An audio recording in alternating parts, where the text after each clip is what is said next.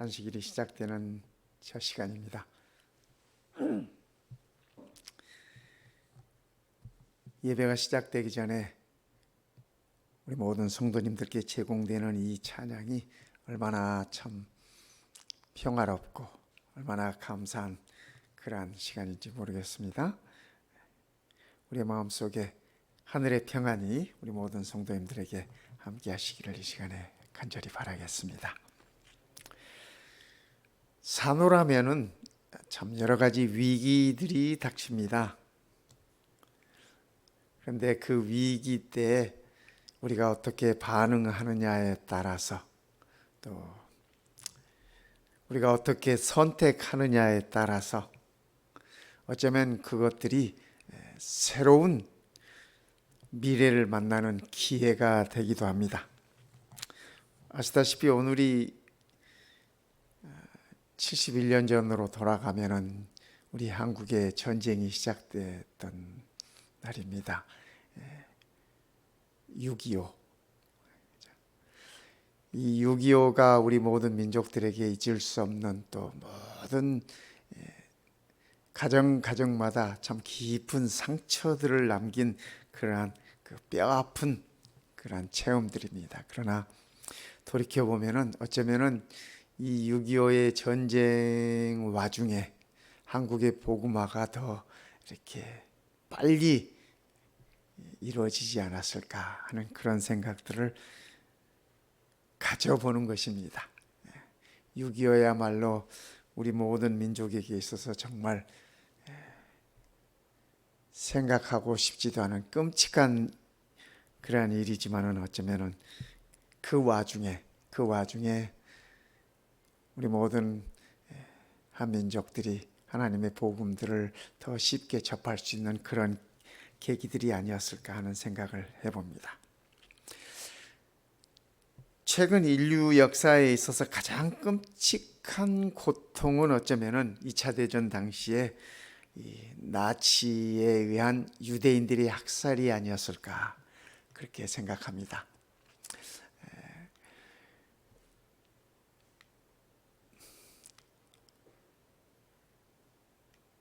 네, 감사합니다. 이 빅터 프랭클이라고 하는 이 정신과 의사이십니다. 그런데 그분이 이 아우슈비츠 이 수용소에 이 40살에 끌려 들어갑니다. 유대인이라는 이유로. 그는 이 오스트리아에 있는 빈 대학에서 의과대학에서 교수를 하고 있던 사람입니다. 근데 그가 이 아우슈비츠 이 포로 수용소 그 유대인들을 이렇게 잡아넣는 그 수용소에 이렇게 들어감으로 인해서 참 많은 어려움을 겪습니다. 이 빅터 프랭클은 그곳에서 어머니를 잃습니다. 그곳에서 동생을 잃습니다. 또 그곳에서 자기의 아내를 잃습니다. 어쩌면 이 사람의 삶 가운데서 그 아우슈비츠 수용소는 사랑하는 모든 사람들을 빼앗아가 버린 그 아우슈비츠 수용소에서 죽었다고 하는 얘기는 아시다시피 뭐 이렇게 병들어서 이렇게 가는 게 아니라 참 그 극심한 이 고난과 고통과 어떤 그 와중에 어떤 경우에는 가스실에 들어가서 죽게 되고 뭐 그런 와중에 이렇게 그 사랑하는 사람들을 잃는 그러한 이야기입니다. 이분이 이 처음 이 아우슈비츠 이 수용소에 들어갈 때 여러분들이 보시는 이 오른쪽의 모습입니다. 모습이에요. 그래서 수용소에 일단 들어가면은 평소에 그가 입고 왔던 모든 옷들을 다 벗깁니다. 그런데 이분이 그 빈 의과대학의 교수였기 때문에 그가 그동안 열심히 연구하고 연구했던 원고들을 가지고 들어갔습니다. 그 연구 논문에 이렇게 기초가 되는 원고들을 가지고 들어갔습니다. 왜냐하면 그 안에 사정을 모르고 그 안에 어떻게 돌아가는지도 모르니까 일단 가지고 갔는데 이 나치들이 그의 옷을 다 벗기면서 옷 속에 숨겨진 그 원고 뭉치를 다 없애버렸습니다.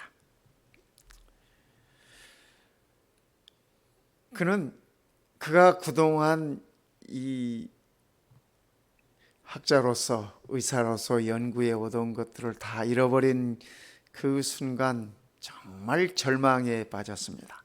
어쩌면 그의 삶이 다 끝나버리는 것 같은 그러한 느낌을 가졌습니다. 고민했습니다. 내가 절망해야 되나? 아니면 이 절망을 거부할 수 있을까? 고민을 많이 했습니다. 네, 이 옷을 다 벗기우고 죄수복 하나가 그에게 던져졌습니다. 이제 그 안에 있을 땐 그걸 입어야 되는 거예요. 죄수복 하나가 이렇게 던져져서 그걸 입고 있는데, 그리고 그 수용소 안에서 무심코 그 죄수복의 주머니에 손을 넣는데 거기에 웬 이 쪽지가 하나 잡힙니다. 주머니에서. 여기가 그 아우슈비츠 이 수용소고요. 여러분들이 보시는 이 앞에 이 정문으로 들어가는 철로가 있는데 이 철로를 통해서 수많은 유대인들이 열차에 채워져서 이곳에 들어가고 했습니다. 네, 참 지금도 이곳을 잊지 말자라고 하는 그런 의미에서 이것을 남겨두어서 요즘은 이것을 방문할 수 있다고 합니다. 그의 주머니에 남겨진 그 손에 잡힌 쪽지를 이게 뭔가 하고 펼쳐봤더니 그 쪽지에 이런 하나님의 말씀이 적혀 있었습니다. 이스라엘아 들으라. 우리 하나님 여호와는 오직 유일한 여호와시니 너는 마음을 다하고 뜻을 다하고 힘을 다하여 내 하나님 여호와를 사랑하라. 유대인들은 이 말씀을 쉐마라고 부릅니다. 쉐마라고 불러요. 그래서 이 빅터 프랭클도 그가 유대인이기 때문에 이 말씀이 무슨 말씀인지 어려서부터 익히 많이 듣고 익히 잘 알아온 말씀이었습니다. 그런데 그 아우슈비츠 이 수용소에서 무심코 그의 이 죄수복 주머니에 잡히는 이 쪽지에 적힌 이 말씀을 보면서 그는 결심합니다. 결심해요. 이 안에서라도 나는 여호와 하나님을 내 힘을 다하여 사랑해야 되겠구나. 그분의 뜻을 저버리지 말아야겠구나. 이 안에서 하나님께서 내게 주어진 뜻은 무엇일까? 그 의미를 그는 찾기로 했습니다. 그래서 그는 그 수용소에 있는 동안 매일매일 휴지 조각에다가 그의 기억을 더듬어 가면서 그가 연구했던 기록들을 적기 시작합니다. 또 그가 정신과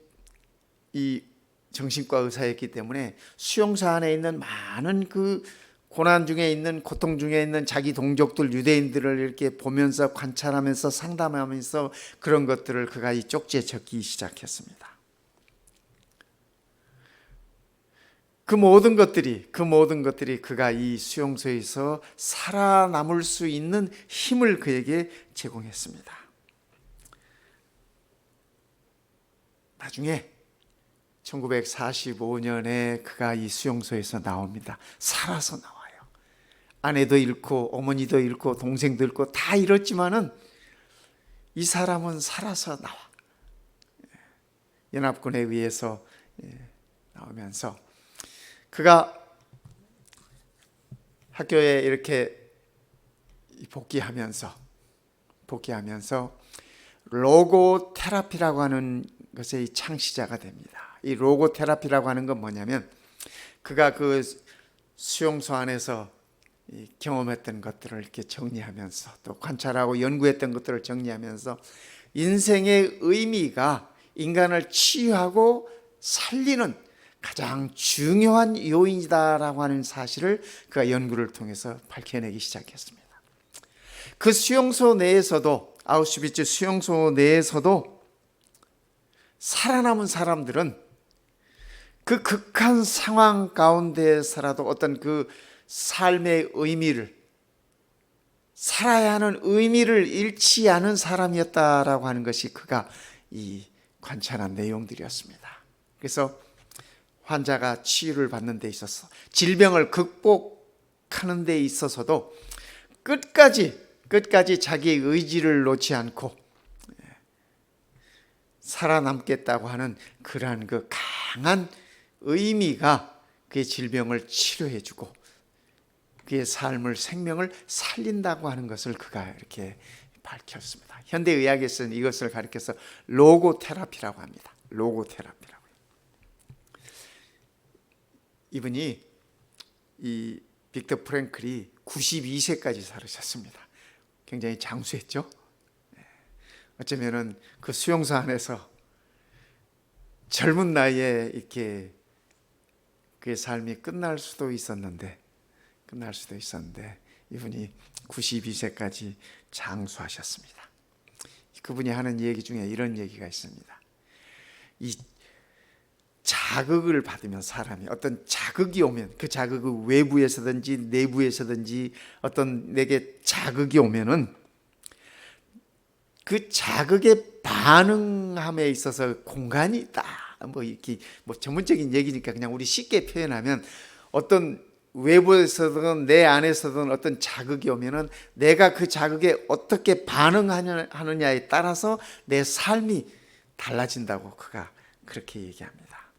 그래서 그 공간에서 이 자극과 반응 사이의 그 공간에서 내가 하는 선택에 따라서 내 삶의 질이 달라진다. 분이 그렇게 얘기했던 분입니다.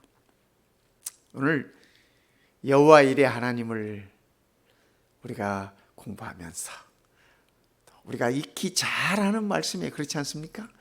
아브라함을 통해서 창세기 22장의 말씀을 통해서 하나님께서 여호와 이레라고 하는 그의 이름을 이렇게 나타내셨습니다. 계시하셨습니다.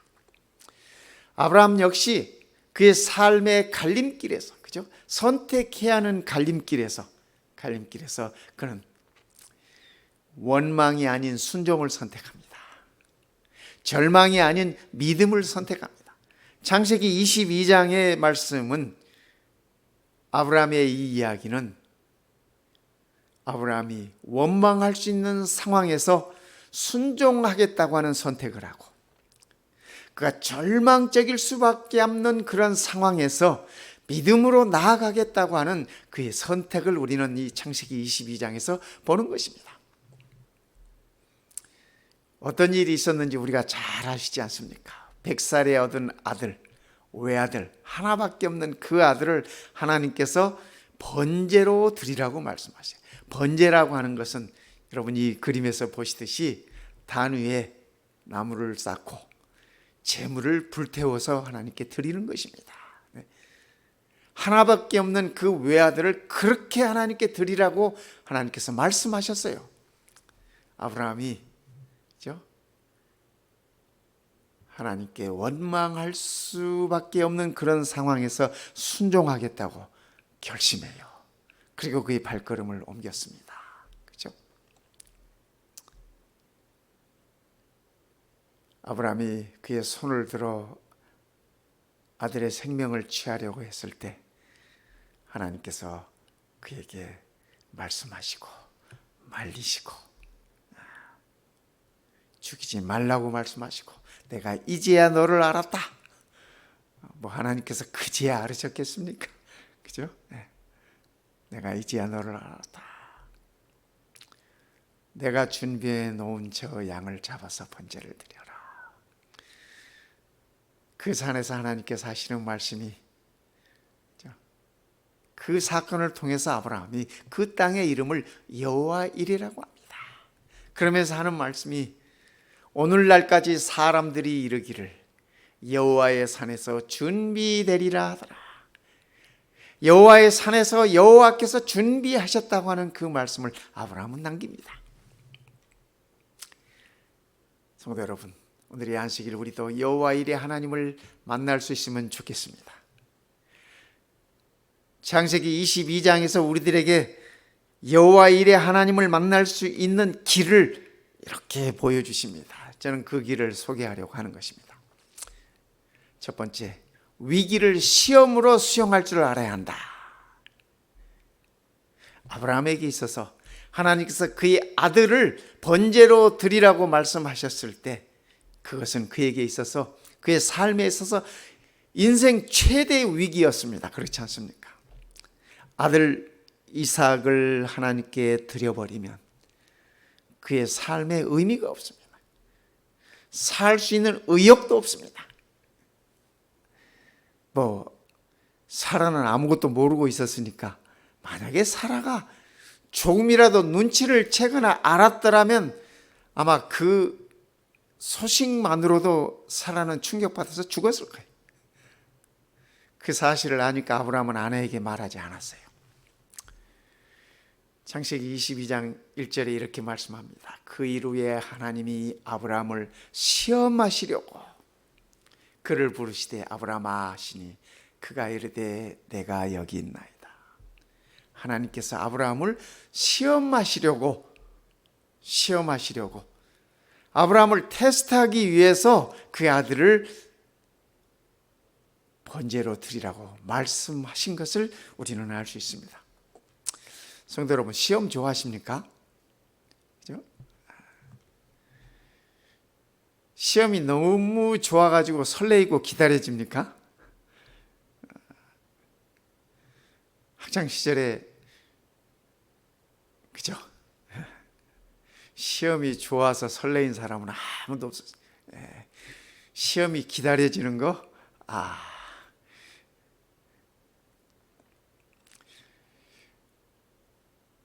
오늘 현대의 삶 속에 있어서 우리의 교육 시스템에 있어서 그렇다고 시험이 없어져야 합니까, 성도 여러분? 그죠? 시험은 있긴 있어야 돼요, 그죠? 우리가 좋아하지 않지만, 우리가 설레이고 기다리진 않지만, 그러나 또 시험이 없다면 우리가 이렇게 어떤 객관적인 평가를 못 받지 않습니까? 시험은 그러니까 필요악이야. 필요하지만 없었으면 좋겠지만 또 없어서는 안 되는 것이 시험입니다. 하나님께서 아브라함을 부르시고 45년 동안 그를 인도하면서 마지막 파이널 시험을 아브라함에게 주신 것 같아요. 아브라함의 삶에 있어서 그 시험은 파이널 시험이었습니다. 이 C.S. 루이스라고 하는 이 신학자는 이렇게 말씀하셨어요. 어떤 학생들이 질문해 왔습니다. 교수님, 왜 하나님께서 우리들에게 믿음 생활하는 우리들에게 고난을 허락하실까요? 그때 이분은 그 학생에게 이렇게 대답하셨습니다. 그러지 않아도 인생들은 교만하기 짝이 없는데 만일 우리의 삶에 있어서 고난마저 없다면 인생은 얼마나 더 교만하였겠어. 이렇게 그가 반문했습니다. 그래서 그는 하나님께서 우리들에게 고난을 허락하시는 것은 하나님 앞에 우리 인생이 겸손해지기 위한 것이다 라고 그는 그렇게 표현했습니다. 내 형제들아, 너희가 여러 가지 시험을 당하거든 온전히 기쁘게 여기라. 성도 여러분, 우리에게 시험이 오면 우리가 기뻐할 수 있습니까? 그죠? 시험이 왔는데, 고난이 왔는데 기뻐하기란 참 성도들만의 아름다운 모습이 아닐까? 그런 생각을 가져봅니다. 야고보는 왜 기뻐하라 했냐면 기뻐해야 하는 이유를 이렇게 설명하고 있습니다. 이는 여러 가지 시험을 당하면 기뻐해야 하는 이유는 너희 믿음의 시련이 인내를 만들어내는 줄을 너희가 알리라. 우리가 시련을 받고 고난을 받고 시험을 받을 때 우리가 그 시험을 참고 견디는 것이, 그죠? 우리에게 인내를 만들어준다. 인내를 온전히 이루라. 끝까지 잘 참으라. 이는 너희로 온전하고 구비하여 조금도 부족함이 없게 하려 함이라. 아브라함이 하나님 앞에 부족함 없이 설 수 있었듯이 우리도 우리의 시험을 참고 견디면 부족함 없이 설 수 있다라고 하는 것을 야고보는 우리들에게 일러주고 있습니다. 그러니까 시험이 오면 괴로워도 기쁘게 여기라고 그렇게 말씀하시는 것입니다. 이 기뻐하라는 말이 아니라 기쁘게 여겨라. 그 말씀에 있어. 기쁘지 않아요. 그렇죠? 기쁘지 않아. 그렇지만 기쁘게 여겨라. 이렇게 가르쳐 주고 있는 것입니다. 하나님께서 아브라함에게 이렇게 말씀하셨잖아요. 그 아이에게 너의 손을 대지 말라. 칼을 든 아브라함의 그 손, 그 아이에게 손 대지 말아라. 그에게 아무 일도 하지 말라. 죽이지 말라는 얘기입니다. 내가 내 아들 내 독자까지도 내게 아끼지 아니하였으니 내가 이제야 내가 하나님을 경외하는 줄을 아노라. 여기 내가 이제야, 네. 제가 계산해 보니까 하나님께서 아브라함을 우르에서 부르시고 나서 딱 45년 후입니다. 긴 세월이에요. 45년이면 어떤 사람에게는 한평생. 그렇지 않습니까? 우리 하나님께서 이 아브라함에게 네가 파이널 시험에 통과했다, 그 말씀을 이렇게 하고 계시는 것입니다. 내가 이제야 내가 하나님을 경외하는 줄을 아노라. 오래전부터, 그렇죠? 하나님께서는 아브라함을 부르기 전부터 아브라함이, 그렇죠? 하나님을 경외하는 줄 이미 다 아셨어요. 이미 다 아셨어요. 그러나 왜 그를 시험해요? 그 시험을 통해서 아브라함이 하나님 앞에 온전케 성장되어 가는 것입니다. 성장되어 가는 것이에요. 여호와 일에 하나님을 만날 수 있는 길의 두 번째 방법은 위기를 믿음으로 직면할 줄 알아요. 위기를, 그렇죠? 내게 닥쳐오는 위기를 믿음으로 이렇게 대처할 수 있어야 된다라고 창세기 22장은 가르쳐주고 있습니다. 이 아브라함이 종들에게 이르되 너희는 나귀와 함께 여기서 기다리라. 집을 떠났습니다. 아브라함이 이삭을 데리고, 종들을 데리고 집을 떠났어요. 3일을 걸어서 이제 저 먼 발치에 모리아 산이 시야에 들어왔습니다. 이제 그 산을 올라가야 하는 것입니다. 그때 아브라함이 종들에게 너희는 여기서 기다려라. 저 산은 내가 내 아들과 함께 갈 것이다. 그래서 함께 타고 왔던 나귀와 더불어서 그 종들을 거기에 남겨두고 하는 말이, 내가 아이와 함께, 내가 내 아들과 함께 저기 가서 저 모리아 산에 올라가서 하나님께 제사하고 예배하고 우리가 너희에게로 돌아오리라 하고. 성도 여러분, 이 성경 말씀이 좀 이상하지 않습니까? 22장 5절 말씀입니다. 아브라함은 지금 아들을 죽이러 가는 거예요. 죽여서 하나님께 번제로 드리러 가는 거예요. 그런데 종들에게 뭐라고 얘기해요? 내가 아이와 함께 거기 가서 하나님께 예배하고 우리가, 여기 우리는 아브라함과 그의 아들입니다. 그렇죠? 종들은 남겨두고 가니까. 우리가 내 아들과 더불어서 너희에게로 돌아오리라. 저는 이 말씀을 보면서 아브라함은 그의 삶의 위기 속에서, 하나님으로부터 비롯된 그 위기 속에서 그가 믿음으로 나아가고 있다고 하는 사실을 저는 이 말씀 속에서 들여다보는 것입니다. 아브라함은 그의 아들을 죽이러 가지만, 번제로 드리러 가지만 아들과 함께 돌아올 것이라고 하는 말을 그의 종들에게 할 수 있는 사람이었습니다. 믿음의 사람이었습니다. 어쩌면 아브라함은 내가 평생 믿고 따랐던 하나님께서 그의 약속으로 주신 이 아들, 약속으로 주신 이 아들 결코 죽이실 분이 아니라고 하는 그만의 확실한 믿음이 아브라함에게 있었던 것 같습니다. 우리가 돌아오리라. 우리가 돌아오리라.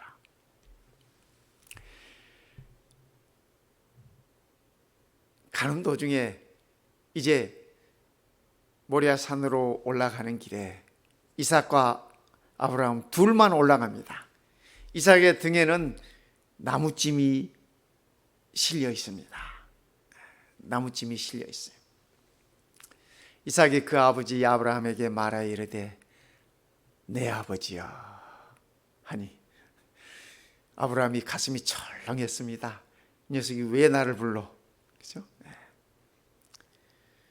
이 부자가 아무 말도 없이 참 이렇게 산을 향해서 올라가고 있는데 갑자기 이삭이 내 아버지여 하고 불러요.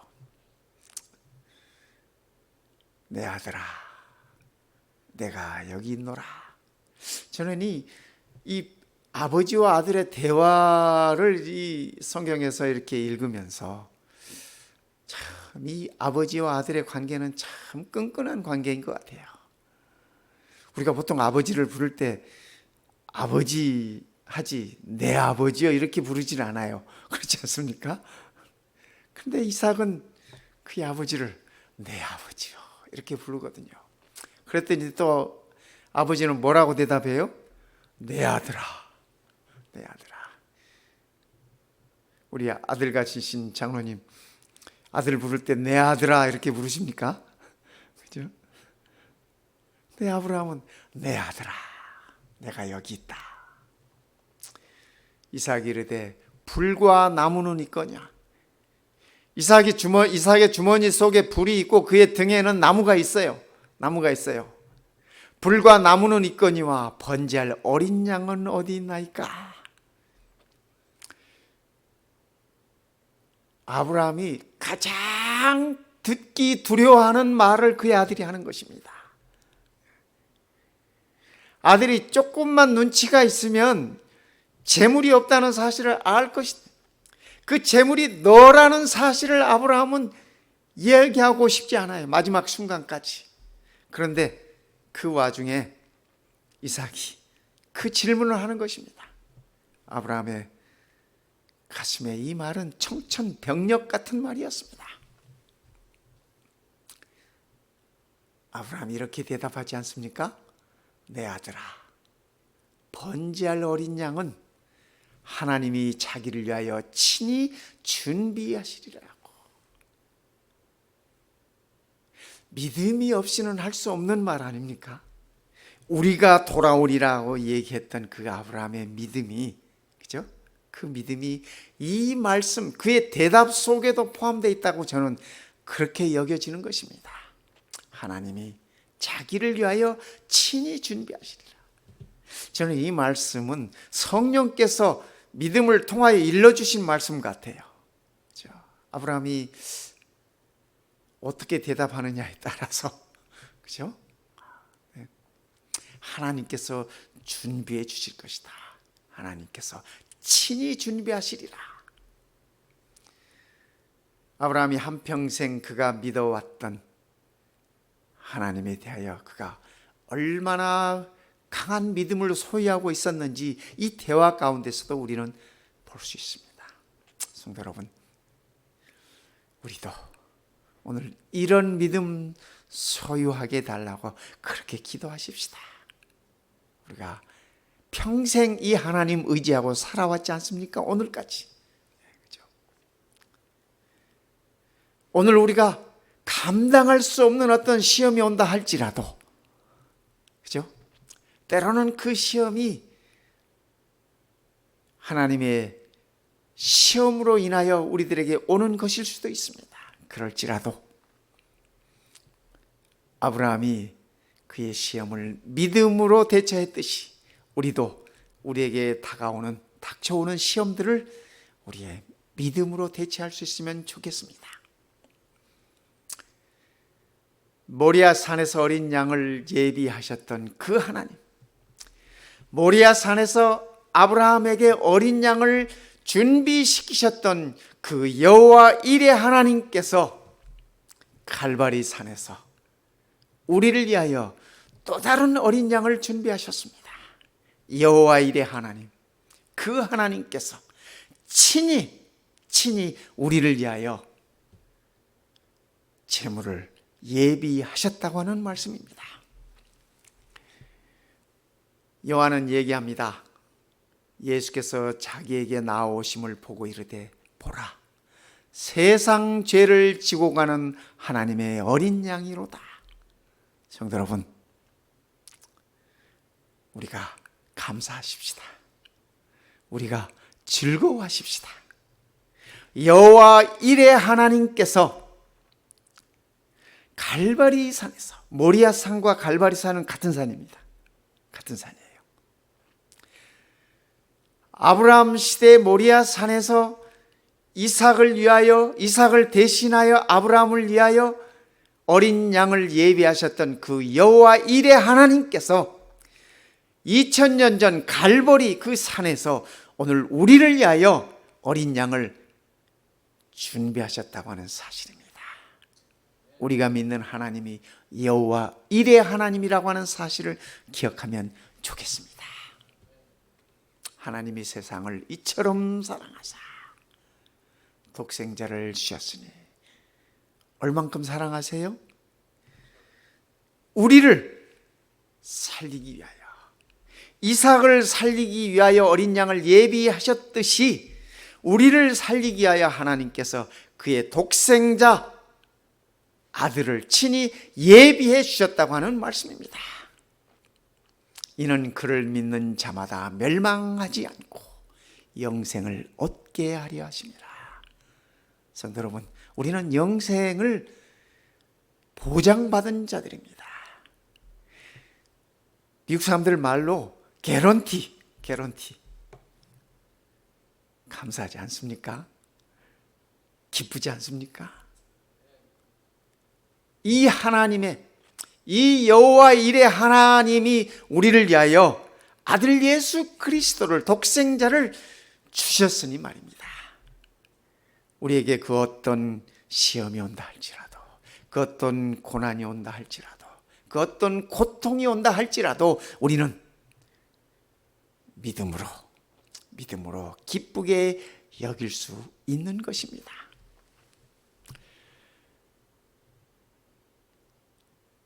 성도 여러분, 이 그림은 이 미국 역사에서 남군과 북군이 전쟁하는, 그죠? 미국의 남북 전쟁입니다. 남북 전쟁인데 이 남북 전쟁을 통해서 우리가 잘 아시지 않습니까? 1865년 4월 9일에 북군이 승리합니다. 링컨 대통령이 이끌던 북군이 승리를 하고, 그때가 흑인들이 해방을 맛보는, 노예에서 풀려나는 기쁨을 맛보는 그때가 되었습니다. 1865년 4월 9일에 이 전쟁에서 링컨은 승리하고 5일 뒤에 4월 14일에 이곳에 들어갔습니다. 링컨 대통령이. 이 포드 극장입니다. 이 워싱턴 DC에 있는 포드 극장인데 지금도 있습니다. 여러분들이 워싱턴 DC에 가면 이 극장에 이렇게 투어할 수 있습니다. 오른쪽 그림은 그 안의 모습이고요. 이곳에서 연극을 보다가 잘 아시다시피 총에 맞아 죽지 않습니까? 사망합니다. 그래서 열흘 후에 4월 24일에 링컨의 고향인 일리노이스 스프링필드로 그를 이제 그 안치시키기 위해서 이 백악관을 떠납니다. 이 길이 지금 그 펜실베니아 애비뉴인데 지금 현재 모습이고 링컨의 장례식 모습입니다. 똑같은 길에 조금 전에 봤던 그 이 펜실베니아 애비뉴입니다. 이 백악관에서부터 이렇게 국회의사당 쪽으로 앞으로 이렇게 쭉 오는 그 길인데, 이 링컨의 그 유해를 실은 운구가 이 펜실베니아 애비뉴를 지나가고 있었습니다. 그때 한 흑인 남성이 그의 아들을 그의 어깨 위에 버쩍 올리고 소리 질렀습니다. 소리 질렀어요. 뭐라고 소리 질렀냐면 그가 이렇게 소리 질렀습니다. 아들아, 잘 봐라. 저분이 너를 위해, 우리를 위해 죽으신 거란다. 결코 잊지 말아라. 저분의 죽음으로 너와 내가 자유로운 인생을 살게 된 것이니까 그렇게 얘기했습니다. 흑인 부자의 얘기입니다. 그죠? 아버지 흑인은 이제껏 살아오면서 그날을 얼마나 기다리면서 살았는지 모릅니다. 자유가 무엇인지, 노예에서 해방되는 것이 무엇인지 그 기쁨을 그는 그렇게 표현한 것입니다. 이제는 자기가 겪었던 그러한 고난을 겪지 않아도 될 아들에게 그 모습을 마지막으로 잘 각인시켜 주고 싶었습니다. 그래서 아들아, 잘 봐라, 잘 봐라. 지금 저 운구에 실려가는 저분이 너를 위해서 그리고 우리를 위해서 죽으신 분이다. 그러니까 결코 잊지 말아라. 저분의 죽음으로 너와 내가 자유로운 인생을 살게 된 것이니까. 성도 여러분, 우리는 어떻습니까? 우리는 어떻습니까? 노예에서 해방된 기쁨도 이렇게 크고, 그죠? 이렇게 크고, 잊지 말아야 하고, 결코 잊지 말아야 하는 것이라고 얘기하는데, 우리는 죄의 노예에서 해방되었을 뿐 아니라 영원한 생명으로 우리를 인도하시는 그분을 결코 절대로 잊지 말아야 할 것입니다. 우리가 그분을 잊지 않기에 우리는 안식일을 기억하여 거룩히 지키는 것입니다. 그분은 우리를 창조해 주셨을 뿐 아니라 그분은 우리를 구원해 주신 분이기에 때문인 것입니다. 성도 여러분, 지난주에 말입니다. 이 준틴스라고 하는 날이 선포되고 바이든 대통령이 서명함으로 인해서 미국의 공휴일로 지정됐어요. 무슨 날인지 아십니까? 준틴스라고 그 이름을 붙였어요. 준틴스는 뭐냐면 준 19, 6월 19일 그 말입니다. 이 6월이라는 준과 19이라고 하는 그 tin을 붙여서 준틴스라고. 지난주에 화요일에 하원에서 이렇게 결정하고, 그 다음날 상원에서 결정하고, 그 다음날 목요일날 대통령이 서명함으로 인해서 준틴스가 공휴일로 선포됐어요. 19일이 이번에 일요일이었습니다. 그래서 토요일이었던가요? 그렇죠? 그래서 그 전날을 이제 공휴일로 이렇게 했는데, 근데 이 준틴스는 무슨 날이냐면은 그 흑인들의 해방 기념일입니다. 흑인들의 해방 기념일이에요. 다른 말로 표현하면 흑인들의 독립 기념일이나 다름없는 날입니다. 그래서 왜 이 6월 19일이냐면 링컨이 남북 전쟁에서 승리하고 노예들을 해방시킨다고 했지만은 끝까지 이 텍사스주는 그것을 받아들이지 않았습니다. 텍사스주가 그것을 받아들이는 데까지 2년 반이 걸렸어요. 2년 반이 걸렸어요. 그래서 이 6월 19일에 마지막으로 이 텍사스주가 노예들에게 이렇게 해방을 선언합니다. 그래서 그날 6월 19일 날 마지막 노예로 남아있던 25만 명이 해방되었습니다. 그래서 흑인들은 그날을 그들의 그 해방의 날로 늘 그날을 공휴일로 하기 위해서 참 이 긴 세월 동안 그들이 많은 노력들을 했는데 드디어 금년에 그것이 이렇게 지정이 됐습니다.